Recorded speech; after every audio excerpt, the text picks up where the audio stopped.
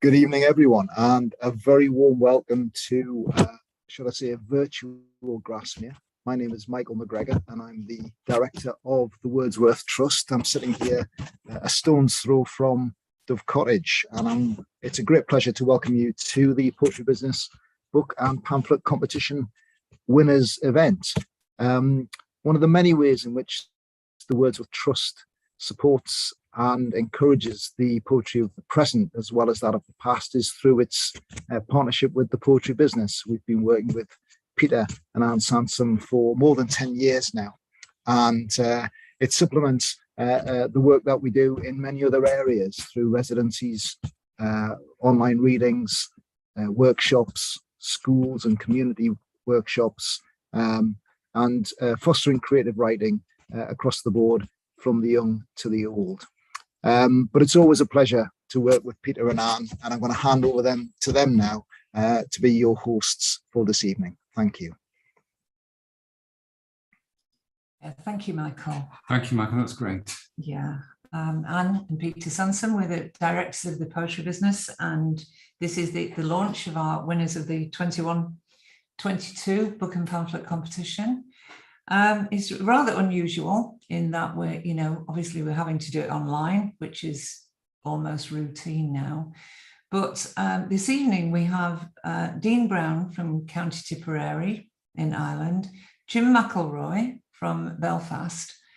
Unfortunately, Maya C. Popper is not able to join us tonight due to a family emergency. So Peter will be reading her poems. And Anastasia Taylor-Lind is a photojournalist who has been called away at very short notice to Ukraine. So she has recorded 3 of her poems, which will be the final reading of the evening. So although we only have 2 in the studio, as it were, in Ireland, as it happens, we do hope that we can have a full reading at some point later on in the year. I hope you have a really lovely evening. I'll hand over to Peter, who's going to introduce Dean. Yes, Dean, as Anne says, from County Tipperary. His poems have won everything there is, it seems. In that way, he rather resembles Jim McElroy, I have to say. There are loads of credits here, as well as being in Poetry Island Review, Poetry Review, Poetry, the American one, Stinging Fly, well reviewed. He's shortlisted for Poem of the Year in the Irish Book Awards. And if that wasn't enough, the 2 judges of our competition, Daljit Nagra and Pascale Petit, said embarrassingly big things about Dean. It's a fantastic collection, this Kitchens at Night. Such a lovely pamphlet and great title, of course. Daljit talks about the poems being quirky, cookie, dark, philosophical, absurd, and always wonderful. And he says that Dean is an original and thrilling poet. Pascale, not to be outdone, said that the poems are packed with exuberant images, twist and turn in constantly surprising ways. They reveal hidden depths and subterranean passages to the magical adventures that are this poetry. This is gorgeous, exciting work. Please welcome Dean Browne. Hello, I hope you can hear me there. Thanks very much, Peter and Anne, for your care throughout the whole thing, and the team. And very grateful to be here, there, wherever this is being seen. I'm going to start with a poem called The Pineapple Massage. I suppose this was a poem that was written in Berlin during the first lockdown where I was living. And we were all, I suppose, that time going down our own virtual rabbit holes online, and touch wasn't much in currency. And this is based on an ASMR video or recording by someone called Ephemeral Rift. And I think it's kind of self-explanatory. It's kind of sort of ekphrastically describes that video, that recording. The pineapple massage. This YouTube video of a guy massaging a bespectacled pineapple with joke shop nose, brushing its spiny leaves and knocking. Hello, hello tension, hello recurrent twinge in the joint, out you come. He whispers nothings to the fruit, whose day has been so long. I've never seen food used like this, the algorithm knows. The dry leaves crickle. He can feel doors opening in the rind, and it's as if I've slipped through one and listened from inside. I'm alone. Oh, I might have laughed at this before. Somewhere there is a man who comforts the people by means of a pineapple. He schools the ear in his curriculum of touch. Yeah, even when he produces that big kitchen knife and carves past the leafy plume to consume his client chunk by chunk, so the blade sinks inches from my ear and the air brightens yellow with the summer pent inside and is palpable. Supposing the panoply of P words there, the one I didn't want to put in was pandemic. The next poem I'll read is called Aide Memoir.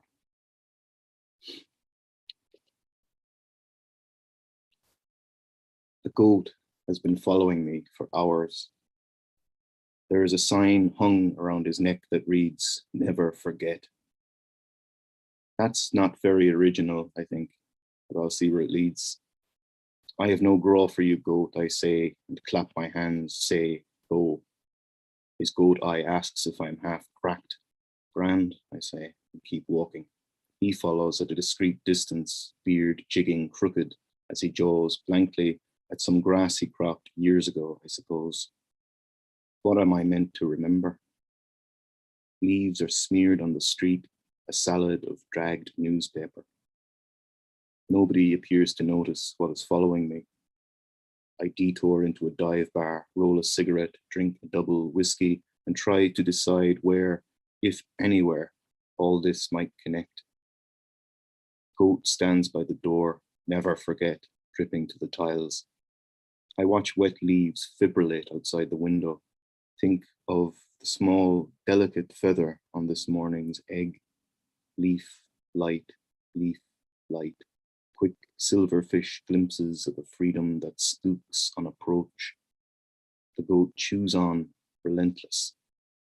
I mash my cigarette, touch my ear, and it comes off. The next poem I'm going to read is called Rachel's Coat, Inside Out.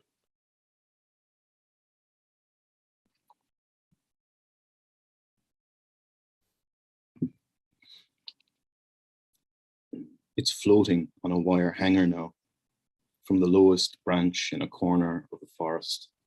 You unhook it, thumbs worrying stitches for what you missed last time in the dark, shifty material lining the interior. A slit left by a torn away button burns the nervous designs of moths flickering in and out at the collar. Your dreams make all kinds of no sense. Locked cabinets with cobwebs across the wobbly glass knobs. Rachel adjusts on her nothing shoulders the winter coat she'd have worn. The stitching so gone in the pockets, her hands believe they're bottomless. She could keep a rat in one, the teeth, the pink loop of tail, brush against us this close, and who would even know what she carried there? Next poem. I've always been very attracted to flea markets. We're lucky to have a few in Cork, where I'm reading this from. And this one was based on one called Mother Jones Flea Market. And I suppose it's the way in which very unrelated objects are brought into juxtaposition that appeals to me, and how they kind of seem to form something together that they wouldn't necessarily do singly. So this poem is based on that place. Pine box in the flea market. The japanned pine box with its cold brass handle and clasp makes an enigma of the room.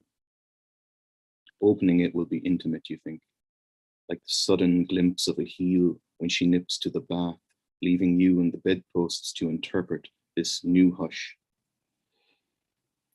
The box is burnished orange-brown, a finish the tint of chilli and myrtle, or something choked with paprika, with corners that could cut like fish hooks. Watch your thumbs. You want to poke about inside, to shuck it open with an oyster knife, spy in over the pine horizon, and wished, you're saying, wished. Inside, maybe a bunch of shrunken heads, a rosary of goat's teeth, bone blushing, a pair of rusty rubber-handled pliers, the peekaboo of a tarantula. You are a horsefly learning immensity at the brink of a donkey's ear. You can just picture shouldering it home past bleeding candles, black veils, mourners falling into step, and the shops closing on the curtain street. Someone clips a leash on his dog. This is the clock's insomnia now, your shoulder killing you all the way home to a room on a numberless avenue where blue snow is falling.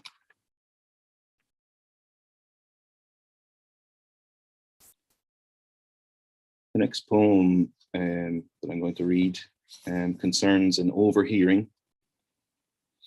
I was in a bar in Berlin and overheard two guys who seemed to be competitively boasting about their respective very large salaries in a way that seemed kind of distasteful, but I imagined myself being part of that conversation and what I might say, given at the time I was looking for work.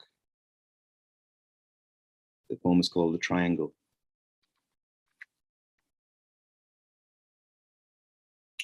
I should never have written the instruction manual, illustrating the 52 distinct tones that can be struck from the triangle, popular now in concert halls from here to Berlin.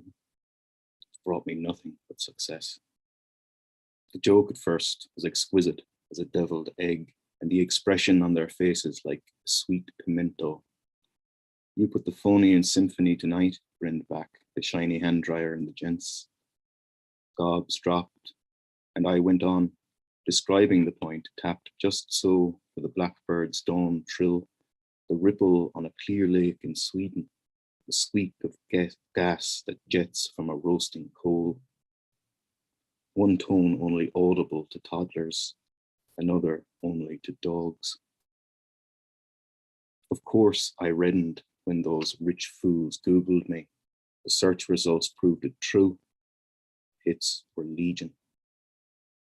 Not only that, the book had entered its 4th print run and was forthcoming in Russian and New Norse. That's when it occurred to me that I was late to deliver the keynote address at the annual summit for lovers of the triangle. My lecture on the sweeter octaves of beryllium copper, how to damp it for the rustle like the train of a bridal dress trailed over cobbles, or pitch it like the mice celebrating the owl's demise by lightning. But the ting so crystalline, it's called frost creeping. So I jotted some notes, grabbed my jacket and said, taxi.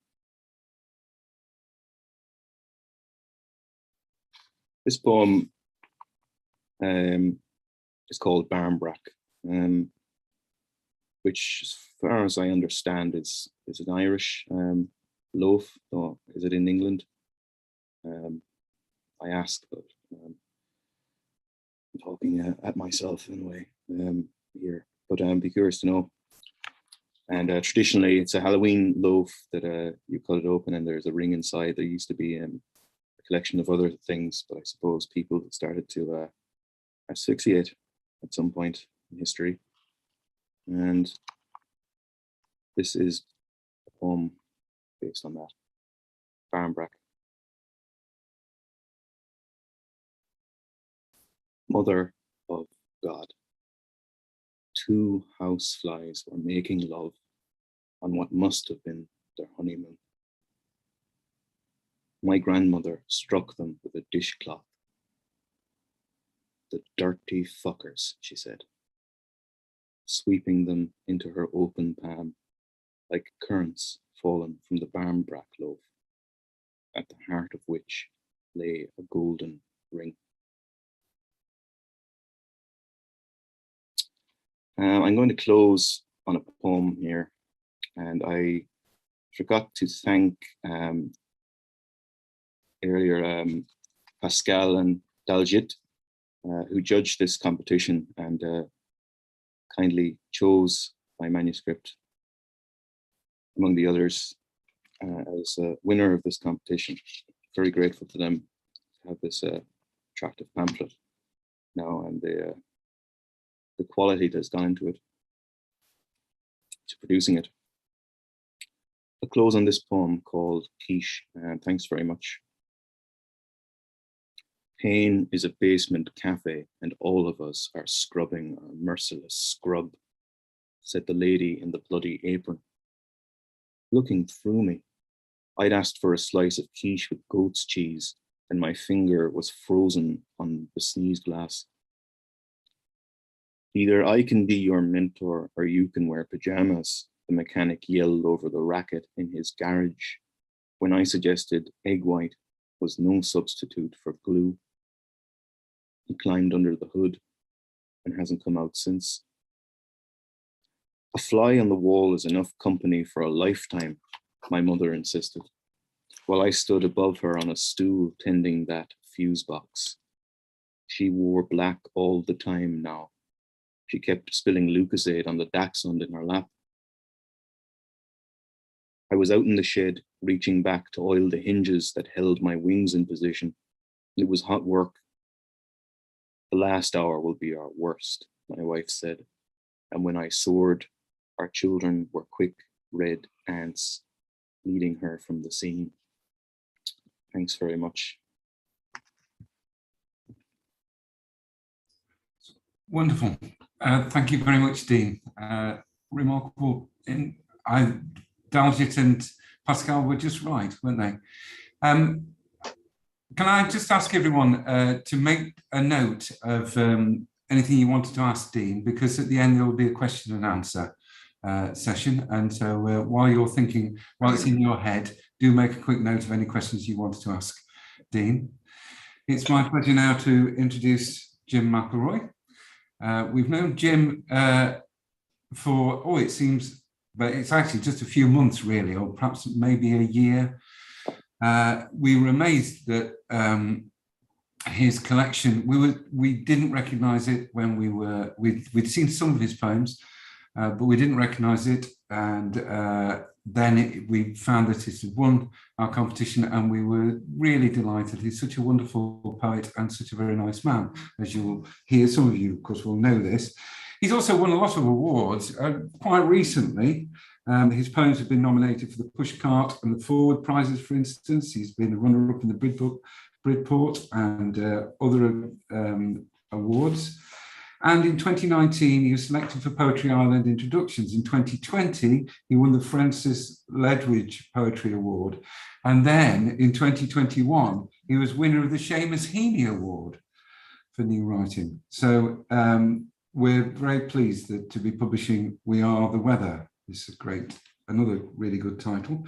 Daljit says that we learn what it must feel like to be a rural child, to grow up amid the rigours of a demanding landscape with its hard-won pleasures. And interesting that Seamus Heaney, because he says occasionally we feel the power of Seamus Heaney in the way the natural world is excited through physical and sonorous language. Pascale talks about a harsh farmstead life conjured with words, with the texture of mud and straw and blood and urine. It's just what you want, isn't it? The brutalities and charms of farm life thresh on the page, but there are also tender moments, including particularly in a poem called Unmaking His Chair, which I happen to know that Jim will be reading tonight to round off his reading. Please welcome Jim McElroy. Hi, everyone. And thank you so much for being here to listen in. I'd also like to say a big thank you to Peter and to Anne Sansom for organizing this event in what are difficult circumstances, and everyone at the poetry business. And of course, particularly the judges, Daljit, Nagra, and Pascale, Petit. And congratulations as well to all of my fellow winners. We Are the Weather is dedicated to my father, and I'm delighted in his honor that it is won. So it feels right to begin with a poem in his memory, a poem called, which is a dialect poem. Its title is Hur, spelt H-O-O-R. He called Widow Walsh that Hur I'll Hur. In winter, he'd sent me up with fresh eggs. Next door, Joe McNabb was tight I'll Hur. He said he'd count out every bleeding penny. The right I'll Hurs lived up on the rock hill. I was let play with their right wee Hurs. Passing peddlers, scammers were all cute Hurs. The taxman, a conniving little Hurs bollocks. I followed his hobnail crunch, oily overalls, round the farm, annoying his Huron head. Too many questions. Go, ask your mother. At school, if I passed exams, he gave me, right quick, wee Hur. Out on the moor, neck veins bulging like baler twine, he'd scrum hug boulders into position, build ditches. At stubborn stones, sleeve off, brows swept, stare at its granite belly and christen it a heavy I'll Hur. Over lunch, on top of stones, he'd share out soda farrels, cheddar slabs, or our cup of tea. Tell me to thank your mother. As he lit his pipe, he'd point out hedges needing trimmed, the opening crops, ripening corn, barley. When I left for the city, autumn's thresher was gulping sheaves of wheat. I watched him grimace as he kneed obese seed bags up to the trailer. Through the belt slough, thrum, he yelled, mind yourself, to watch out for all them cute Hurs. Later that winter, the switch put her call through, told me, your mother's on the line. I was to come home, quick. Still in his overalls, he lay on the bed. Fresh muck clung to his hobnails. Right I'll Hur had found him, slumped over granite. I bent down for our first kiss, his Huron head, cold as stone.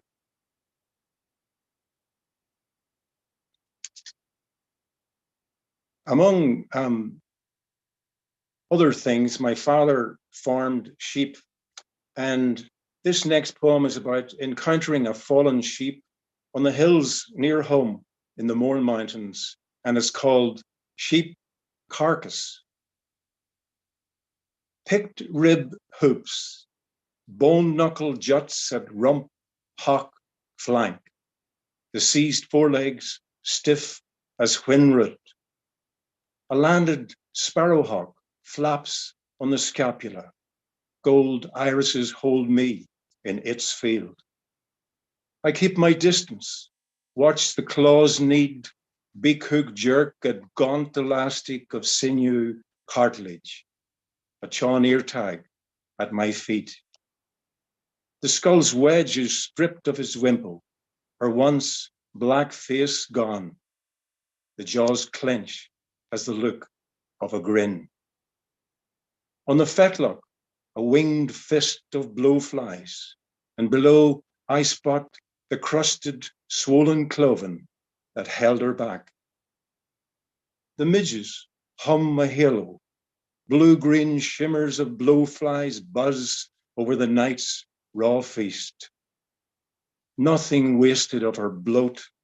This abandoned hill now holds high her bones, her gone udder that will never suckle, that no birth lamb will nuzzle. This leaving sparrowhawk flap, flap glides across the fence line, where wool of the gone flock twists on the barbs. I follow the flight path, blunt tail wingspan undulating to its high soar. I think of built nests, gaping beaks, fledgling life. Out of death comes life. One of the greatest childhood presents he ever gave me was the gift of an orphaned lamb. I fed it a bottle of milk every day. This poem is called Sacrificed. Her mother died at the birth, and I was surrogate. Daily, I rattled the yard gate and watched her full fleece spring and buck towards me. For months, clamped like a magnet, the bottle shot volts up my arms, her urgent gulps nudging my midriff, the milk line lowering like a syringe. Unannounced, a reversing lorry darkened the yard, tailgate clattering concrete. The lorryman strode over and grabbed her neck. I stared as she scuttled up the ramp. The gangplank slammed shut, drowned her bleats. Flared nostrils nosed through air holes.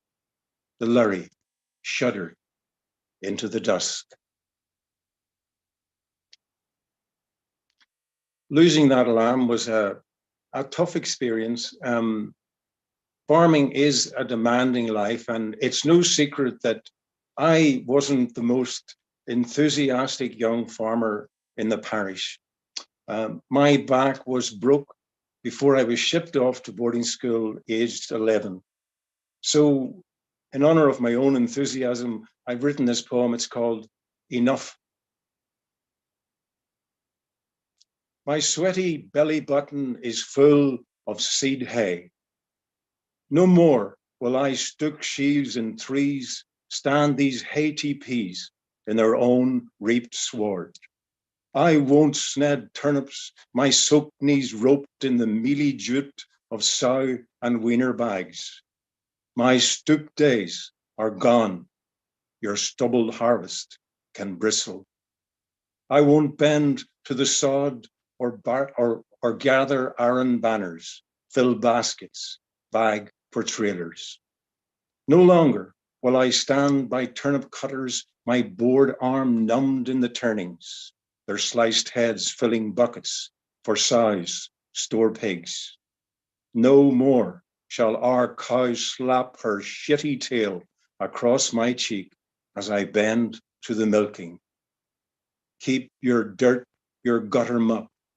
No more shall I shovel dung through group holes of byre walls, watch it steam on the caked pats. Farewell, farm, stable, barn. This world can feed itself.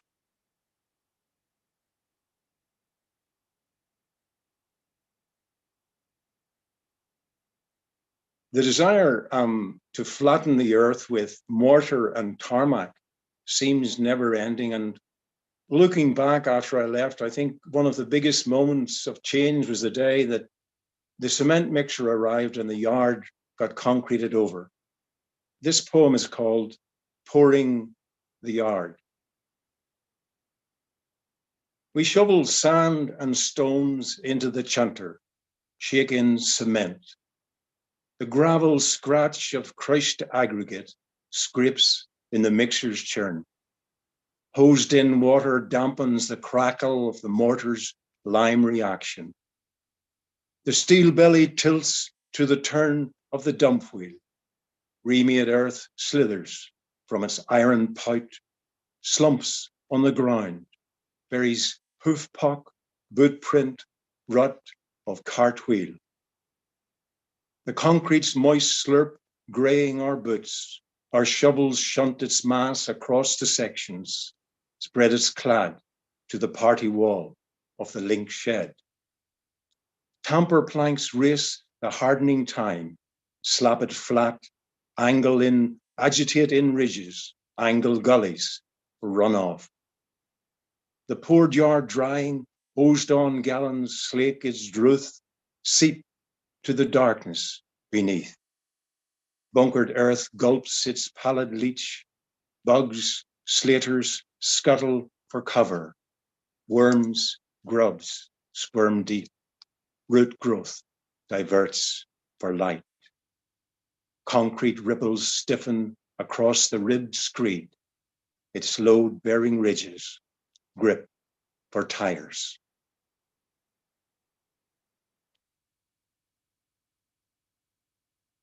That was the yard concreted over, and this now is my second last poem, so just two left. And I think in the drive towards mass production, those of my generation will know that a lot of small farms became no longer viable, and many young men and women left the land in pursuit of the immigrant promise.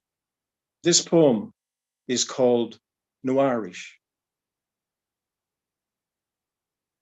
The rising jumbo tipped a wing to the small fields of Ireland, and the shamrock nose of Aer Lingus rose through clouds, banked for the land of the free, then dipped through time zones to the heat blast of Idlewild, and you, in your wool suit, sweating on the St. Christopher's she'd stitched in the lapels, with your license getting you a start to your days delivering NBC reels through the honk and the blare of Manhattan, Queens, Staten Island, the Bronx, and your drive turning you to study and night school, and your sweet talking getting you in the door, the lift humming you up to your Emmy Awards, and your Cadillac taking the freeway to the maple streets of the New Jersey suburbs, the tires crunching the gravel by the for sale sign of your first house hunt, and the realtor showing you in to your view from the bay window of the sign staked in the lawn. No blacks, no dogs, no Irish. Seemed appropriate to read that. My final poem is about one of the closest moments I had with my father, and that was standing beside him in the loft above our barn, watching him plane timber into dowel rods and remake a fallen ash tree into the roped chairs that we sat on. This final poem is called On Making His Chair, and it reverses the process. Wrought hands unweave the woven rope to reveal the square seat frame. Wood stains unseep and release the ash sweet scent until skin pale wood stands bare. His mallet taps pop out each dowel pin and unjoint the tenoned ends. In loft lights chiseled glint, clinking dowels drop and each chip unchops. The auger bit uplifts, timber rinds uncurl, his drill unwhurs. The sawing elbow stops, saw teeth withdraw, the pencil tip undraws the marking lines. Wood shavings shimmer up, the edgy scalps relax. His bent back rises, curling grains regrip, brow sweat on beads to pour. Rings ripple out, the trunk rebuilds. He stoops, gnarled fingers grip, his shoulder hikes the fresh cut trunk, the bark wrapped ash points to its copse. His working boots crunch up the gravel path, back to the wood. Axe chips arc back, the ash reroots. and shook earth settles. Sap blood pumps, closed arteries unfurl, the trunk heart beats. Thank you again for listening. Wow. Thank you, Jim. That's a wonderful reading. So richly textured, your poems, and so hardworking and so physical. We spent the time with you being there, really. It's wonderful and a great pleasure. So thanks. Now I'm going to read 3 poems by Maya C. Popper and say a little bit about her. We're really sorry that Maya can't be with us. We got an email very early this morning. She's across in New York, so the time difference there.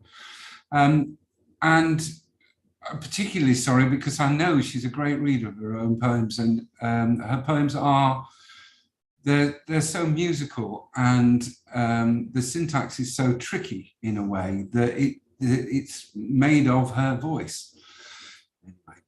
She's really, although she's, from my perspective, a young poet, she's also very experienced. She's published 2 pamphlets, or chapbooks as they're called across there, as well as a full-length collection which won the 2020 North American Book Prize.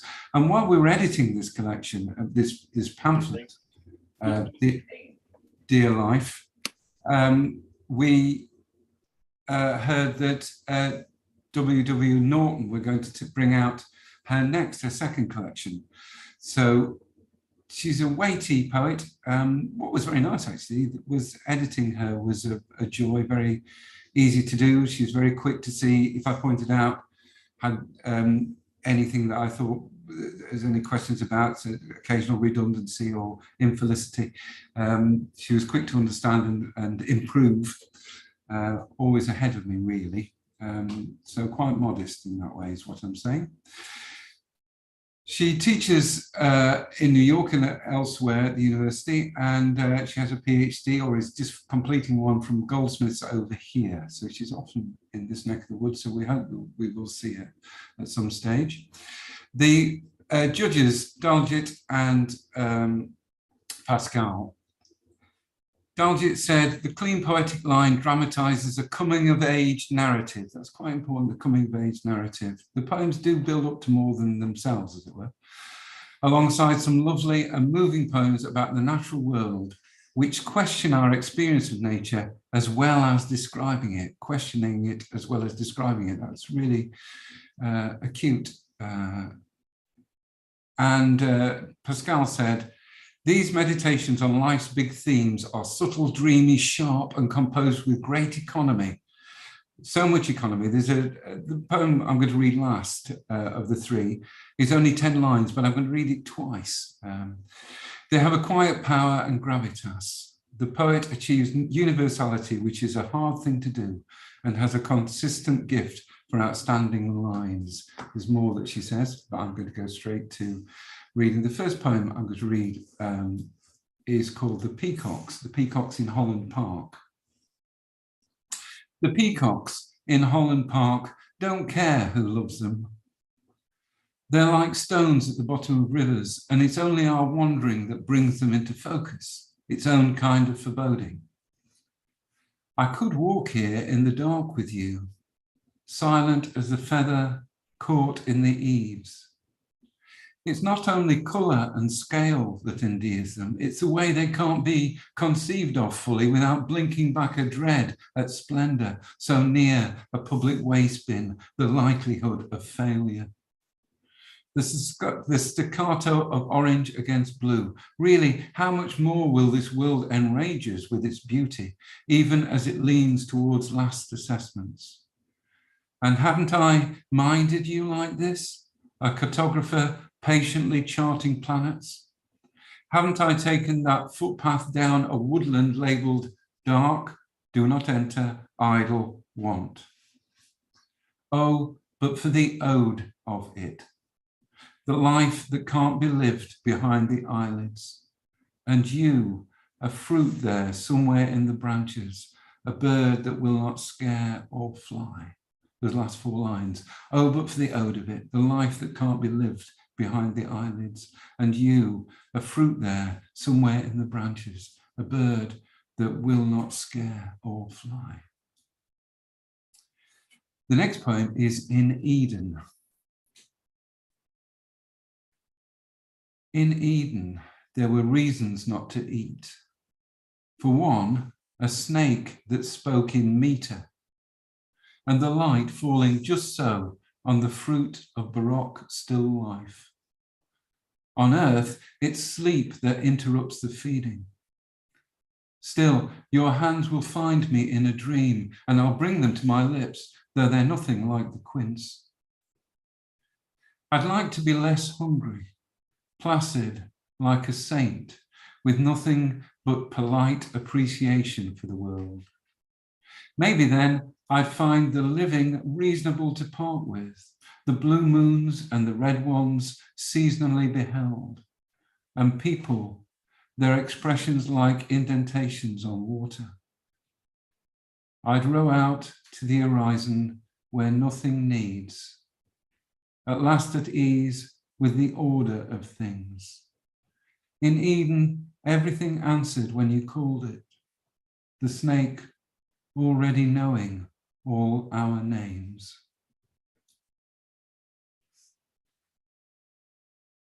It's tempting to talk about these poems, but I won't. I'll just read this, as I say, this 10-line poem called After, which I'm going to read twice, and I'll almost certainly read it differently the second time. It's quite tricky.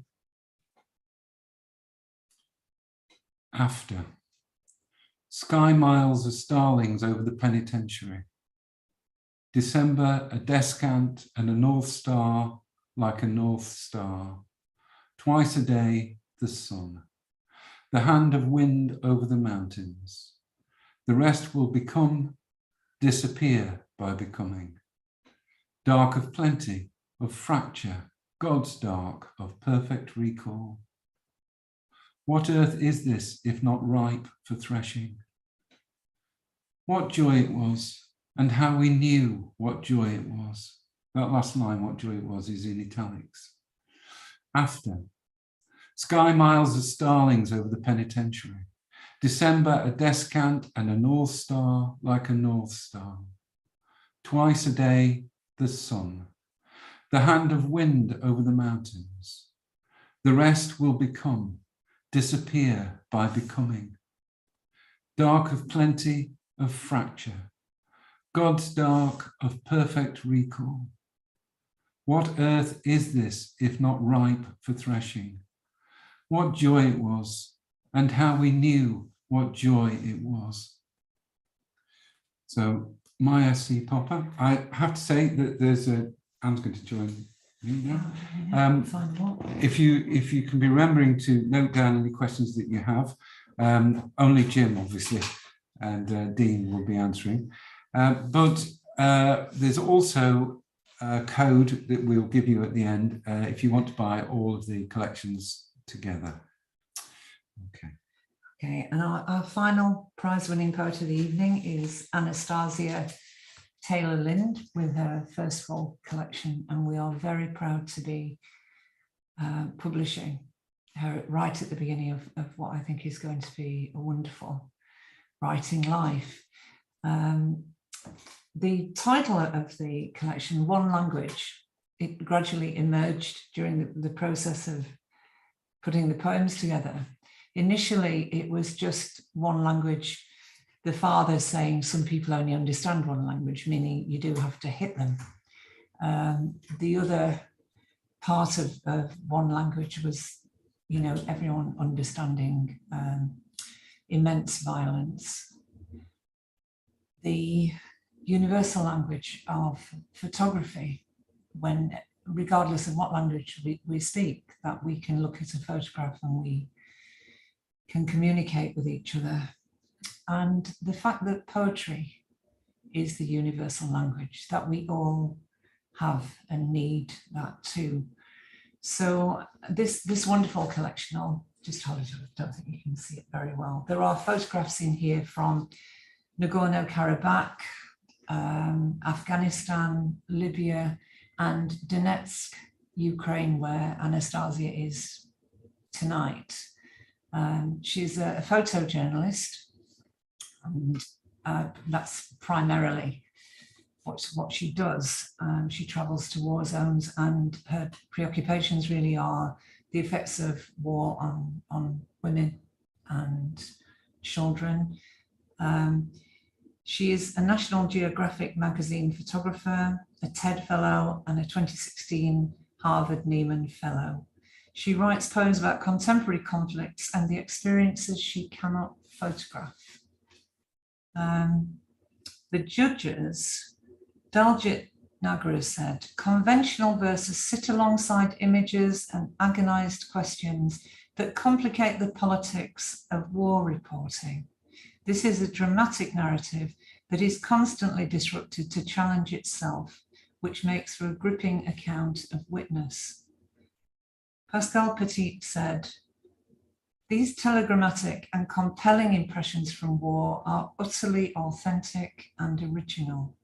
The sudden searing images and bold facts present the unpresentable with rigorous honesty. And before we have a recording, because Anastasia, although she was in the turmoil of packing and, you know, racing off to Ukraine, she was able to record 3 poems for us. So before we meet Anastasia, just read this from Lindsay Adario. She's a Pulitzer Prize winning photojournalist and author. In poignant moments, impeccably captured, Taylor-Lind creates visceral and indelible snapshots of war, from the battlefields of Libya to a childhood comprised of both violence and love. An honest, devastating, beautiful and unvarnished glimpse of life and all its trauma and the subtlety of love. Okay, so we'll now hear from Anastasia, we hope.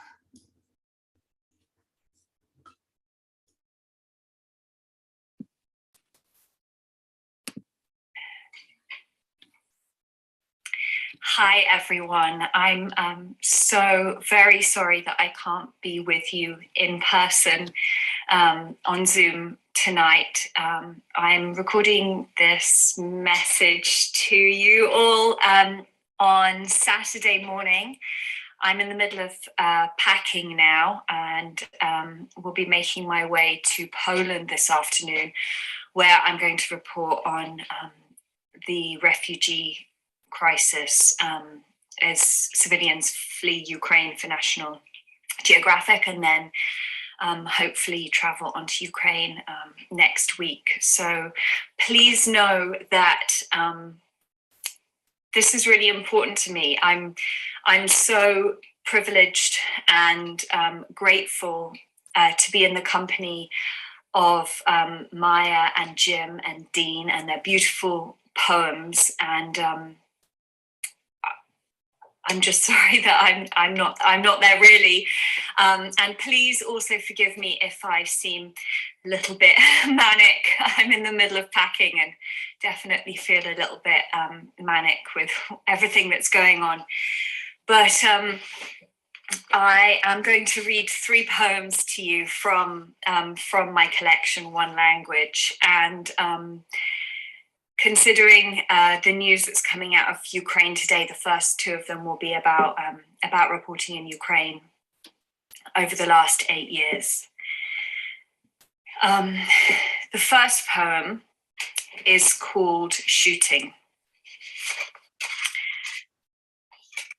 And it's about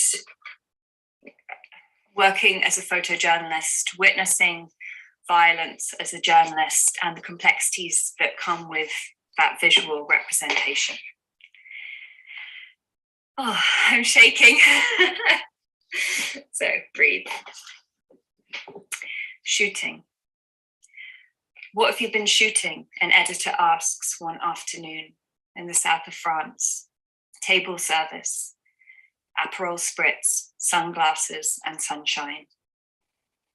We say we shoot people, fire shutters, take pictures, capture subjects with cameras, and expose them onto film.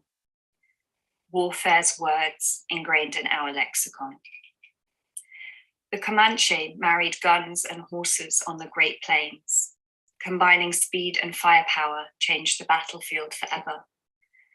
Cameras again. I wonder what shutter speed Kappa shot the falling soldier with. Perhaps 125th of a second, fast enough to capture the moment of death for the first time. One afternoon, another year, under a sunless grey sky, Berahina looks out from her pedestal on the black square. Men stretcher the wounded down a hill, leaving a trail of bright red arterial blood across the cobblestones, fresh and thick. I follow, picking my way through smouldering debris and broken glass, my face covered with soot from burning tires and Maidan tan. Corpses lie under a barricade, each tucked in with a blanket, grey and waxy faces, blue lips, each with a single bullet hole to the forehead or chest, each ready for his close-up. I shoot them like everybody else. Under a hot shower at night, the water runs black over my feet. The last scenes in that poem were written after photographing in Maidan Square, almost exactly 8 years ago now, documenting the Euromaidan revolution. And this next poem was written about an experience the following summer for my dear friend Elisa Sokova, who is a writer from Donetsk city itself. And in 2015, she took me to Donetsk and she wanted to show me her old neighborhood, which is in a part of the city that's next to Donetsk airport that had been heavily shelled and mostly destroyed during the 2014-15 offensives there. This poem is for Alyssa and it's called Welcome to Donetsk. You teach me this wartime trick, to look for living pot plants in the windows on Kievska Avenue. Most are crisped and brown, but one green geranium and a succulent spider plant offer proof of life for the person who waters them. Whole apartment blocks are abandoned, collapsed telephone lines, blown up branches litter the road. No voices, no tinkering metalwork in the distance, no buses, no playing children. Leaves rustle, white noise. You say, it's like Sunday every day. Stray dogs and swallows, and the soft thud of shelling. You can probably hear my puppy walking around in the background, or maybe even see her on the sofa behind me. And the last poem I'll read is called Alcoholics Don't Dream Is Not a Metaphor. And it's written about my dad and in part about how me and my brother Daniel buried him and dug his grave ourselves.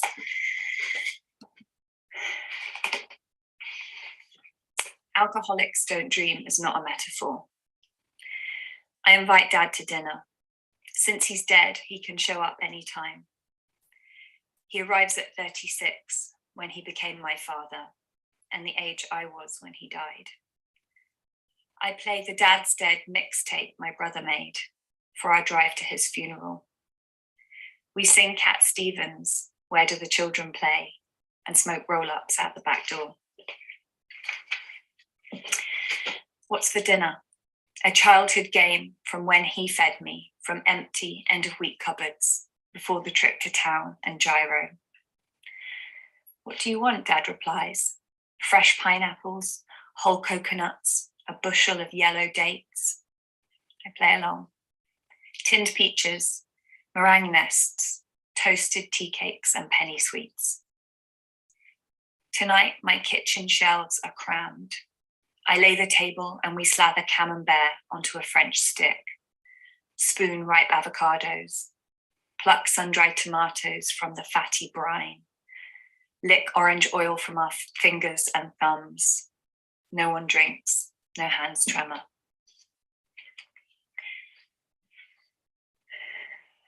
In a corner of the field where I grew up, blackberry briars built a wall of thorns around Dad's grave. Lilac-wrapped limbs across the caravan door, moss crept over piles of empty wine bottles. Using Dad's old tools, my brother and I dug his grave after watching a YouTube video on how to dig a grave. We pitched spade through root, clumps of clay. My palms bled the deeper we got, the harder to stay in the hole. One swinging pickaxe, the other a shovel, back to back until we hit the water table.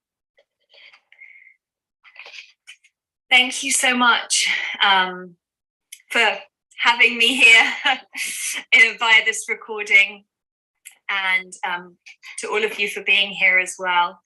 And most of all to Anne and everyone at Smith's Doorstop for taking my poems and helping me shape them into my first collection, and helping me to carry them into the world. For that, I'm eternally grateful.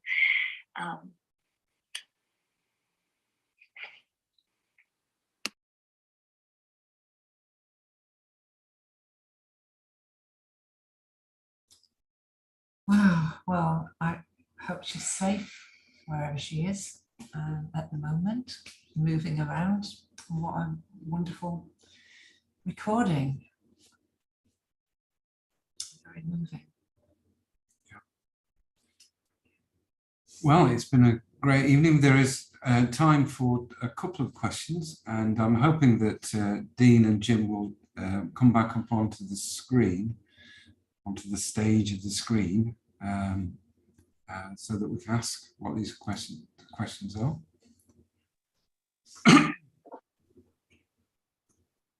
And I see the first is Dean.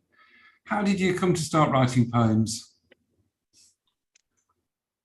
Well, I always would have been writing from a very young age, from about 8, I think. There would have been stories, and then I fell into music. Music is what I wanted to do in my teens, but I was also writing poems from about the age of 14. And I suppose there weren't many opportunities for music in the town that I was from, though I was in a band for about 5 minutes. And gradually, I suppose, just the poems took over and became more important to me than the music, and let that fall by the wayside. And what was the band name? I don't think it even got as far as a name. It was a group of 4 of us jamming in a shed. Yeah. I always thought the name came first before anyone could play anything. Jamming in a shed. Well, that's their loss. Yeah. Poetry's game. Yeah. Yeah. That's right. And Jim, how did you come to write poems? Well, first of all, I think Dean and I represent both ends of the human life, because Dean's been writing since he is, and it's been really quite a recent thing for me. I think the first poem that I wrote, I was sitting in a little cafe in Castlewellan in Northern Ireland with my mother, and she said to me, Jim, it says in the bulletin that the old school is closed 50 years ago, and they're going to have a do about it.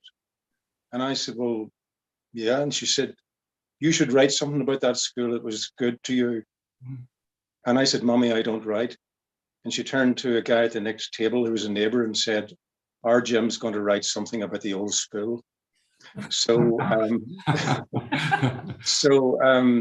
went back to Belfast, and I thought, I can't let her down. So I wrote a poem for my mother, and then I had a few friends who had reached significant birthdays, and it triggered me. I couldn't think of what to give them for their birthdays, so I wrote them each a poem for their birthdays. And then some sadness entered our lives with bereavement, and I found solace in poetry. And so I walked into the Crescent Arts Centre in Belfast in 2018 in January for my first creative writing class. And so I think that those few moments that preceded it triggered something in me. I had done A-level English 40 years before, and it went that well that I never wrote again for 4 decades. But I guess there was a writing bent in my genes, and so that started me writing. And I've been through a series of creative writing classes, but I write really from the University of Life. I don't bring any. To those people who think that you need an academic background in writing to write poetry, I would encourage them to write with the freedom of their own experience. And I think I'm representative of that, although I do recognize fully that the need to honor and learn the craft of poetry is really important. And I'm very dedicated to making sure that the underlying principles of poetry are correct. But take heart those who haven't got an MA or any writing to their name. And it reminds me, thank you, that's a great answer. I'll ask another question in a moment, and Dean, it will be about putting together this particular collection, Kitchens at Night, and the same for Jim about We Are the Weather.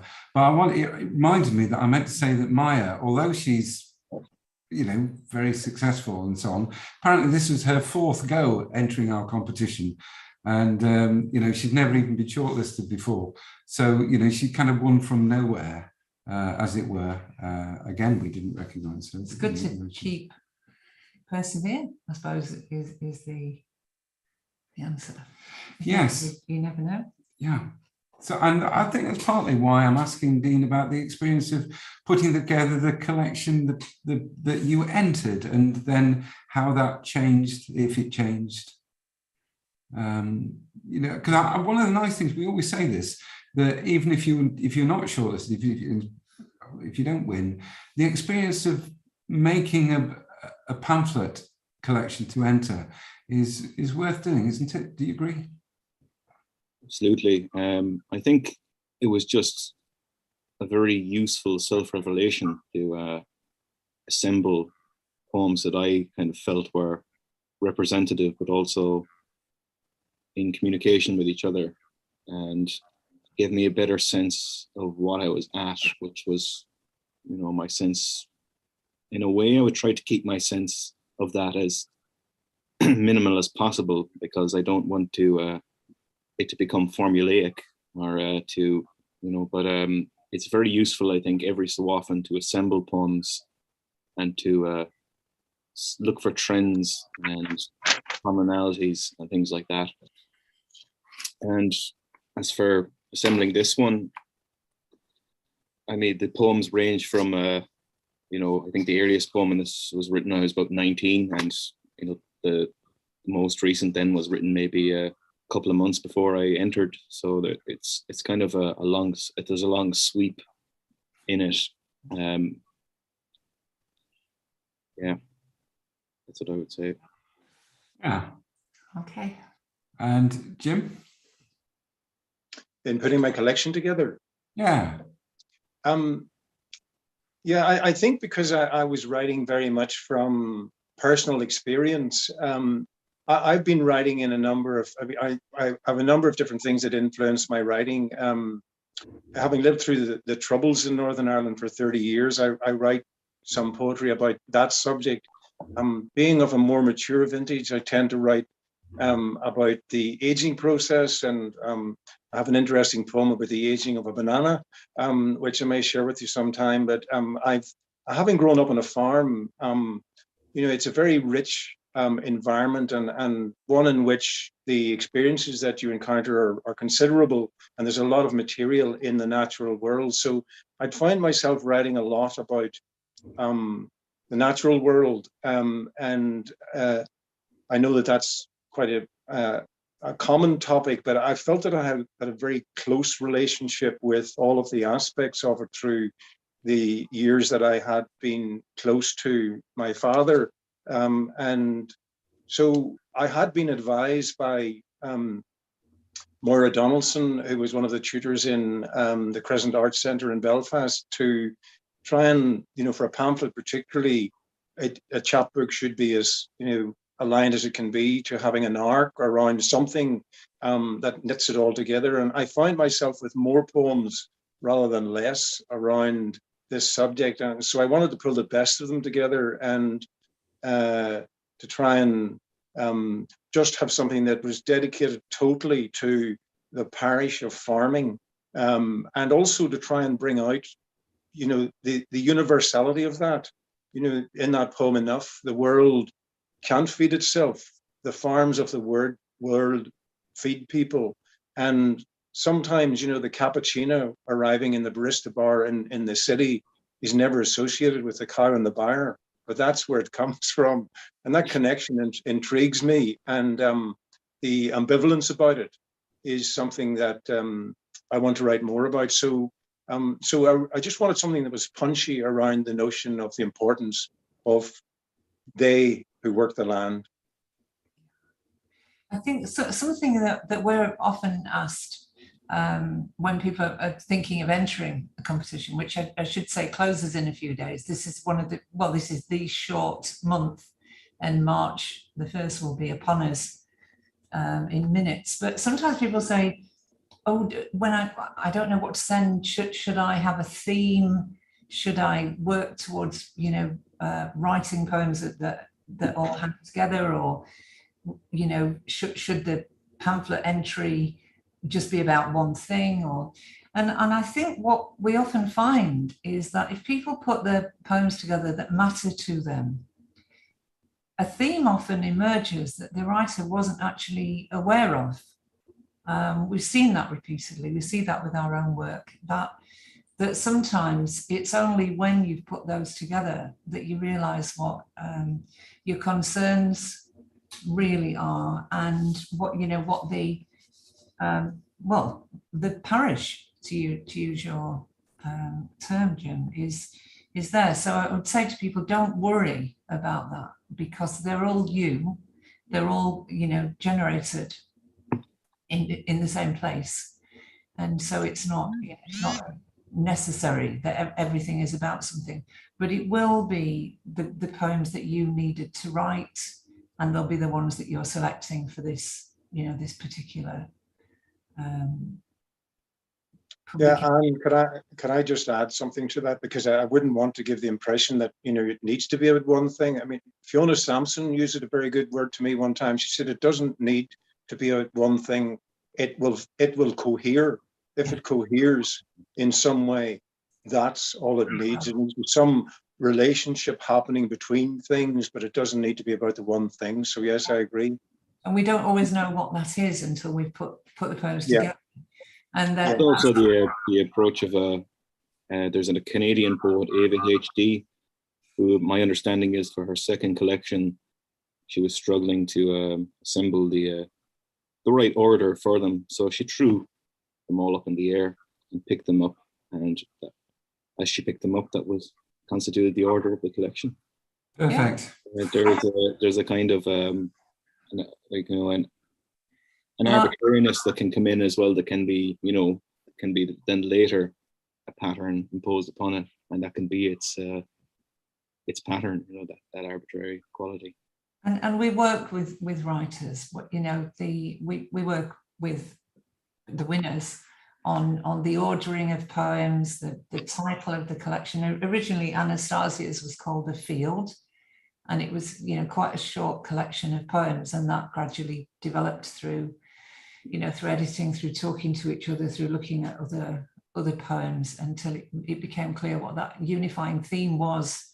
That universal language of violence and photography and war and poetry, all of those things, which just emerged in time during the editing process as well. So our overriding principle, as far as we have any principles, is you're not allowed to worry. Don't worry. And that if it suits you to just put them together in the order that, you know, you feel is okay, you're going to get some advice and support and, you know, about how you're ordering things. So, you know, it's not worth, you know, losing any sleep over things like that. And if you've written them, then they are going to have some kind of unifying element. And your readings tonight, guys, if you don't mind me saying, were very coherent. And especially yours, Dean, I have to say, even though your poems are so different, they're so, even within the poem, they're different. If you see what I mean, the poem is always surprising and alive. It was such a pleasure to hear you both. I'm glad that you were able to be. I'm sorry that Maya and Anastasia couldn't be with us. I think there were complimentary readings in their way. I loved hearing Jim's poem, Nagra. I was looking forward to hearing that one. I'm glad he read it. I think it's just a wonderful poem altogether. It's a joy. Then making the chair poem to end on that. Yeah. Fantastic. Coming from very different spaces, I think, but there is a compliment there. Yeah, thank you very much, Dean. I admire what you do. So maybe we can cross paths sometime in the future and learn off each other. If you can get over the border. There is no border. No, there's no border. No. That's good. I think we're a little bit over time, so we'll come to a close. It's traditional to mention that there is a. I'm going to try and find it. Code. A code. You know, you like codes. Everybody likes codes. For a bundle of all four, these are these rather wonderful pamphlets. You know, they're £6.50 each, and the book, because it's a book and pamphlet competition. £10.99. But which is also photographed. If you put in the code 21 for 25, you can have all four for £25. What a bargain! That is 21 FOR 25 without any spaces. 21 for 25. You look on chat, probably you'll find it there. You may not. Anyway, it's traditional to end with a sales spiel. I think you've sold us. You've done a great job as readers tonight, and thank you, Jim and Dean. It's been a fantastic event. Thank you, Michael McGregor, for hosting this in virtual Grasmere. And thank you to all our team behind the scenes, and everybody for coming along on Zooming to be with us. Yeah, it'd be nice to really meet at some point in the real world. All being well. Great. Congratulations again, Jim and Dean, and thank you, everyone. Thanks. Thank you.